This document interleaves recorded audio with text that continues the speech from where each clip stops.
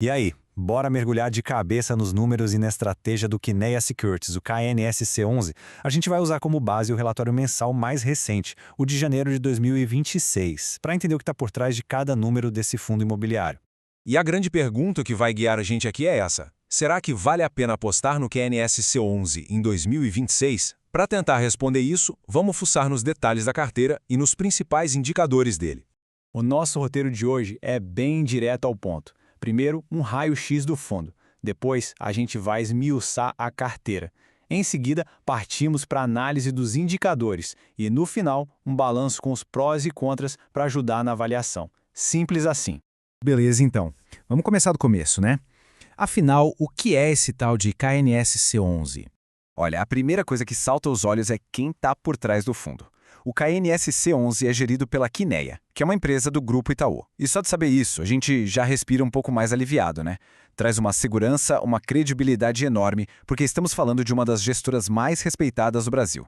E aqui, um ponto super importante de entender. Ele é o que a gente chama de fundo de papel. O que isso quer dizer na prática? Bom, em vez de ser dono do prédio, do shopping, ele investe em dívidas do mercado imobiliário. São os famosos CRIs, os Certificados de Recebíveis Imobiliários.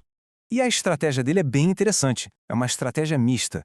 Ele divide o jogo. Uma parte do dinheiro vai para ativos que acompanham os juros, o CDI, e outra parte vai para ativos que protegem o dinheiro da inflação, que é o IPCA.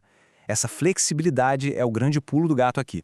Tá, mas na prática, como é que essa estratégia funciona? Onde é que o dinheiro do fundo está investido de verdade? Vamos dar uma olhada. Olha só esse gráfico. Fica bem claro, né? A maior fatia do bolo, quase 63%, está em ativos ligados à inflação. O restante, pouco mais de 41%, está atrelado ao CDI.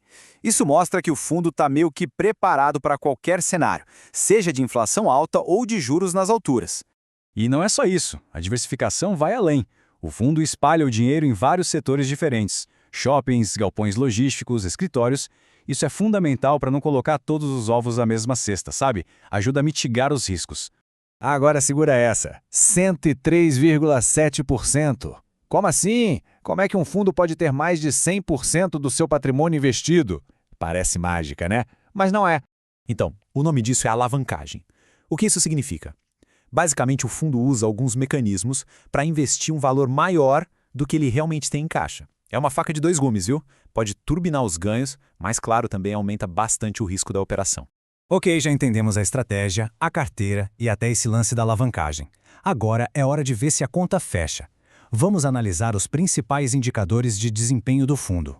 Vamos começar com um indicador clássico, o P sobre VP, ou preço sobre valor patrimonial. Pensa assim, ele compara o preço da cota lá na bolsa com o valor que ela deveria ter, com base nos ativos do fundo. Se esse número for menor que 1, é um sinal de que a cota pode estar com um desconto, ou seja, mais barata.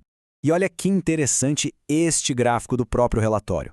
A linha azul é o preço na bolsa e a cinza é o valor patrimonial.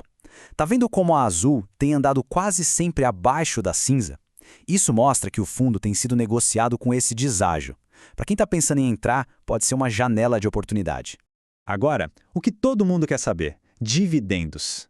E para medir isso, a gente usa o Dividend Yield. A conta é bem fácil, ó. Pega tudo que o fundo pagou de dividendo no último ano e divide pelo preço atual da cota. O resultado é o percentual de retorno que veio só dos rendimentos. E no caso do KNSC11, os números são os seguintes. Em janeiro, ele distribuiu 9 centavos por cota. Se a gente somar tudo o que foi pago nos últimos 12 meses, chegamos em mais ou menos R$ 1,14 por cota.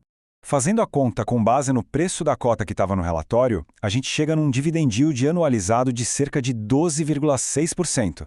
É um retorno bem expressivo, né? E isso é um reflexo direto daquela combinação que a gente falou, a estratégia mista e o uso da alavancagem para dar uma pimentada nos resultados. Opa, só uma pausinha rápida. Se essa análise está clareando as coisas para você, que tal deixar aquela curtida e se inscrever no canal? Esse apoio é combustível que a gente precisa para continuar trazendo mais conteúdo assim, detalhado.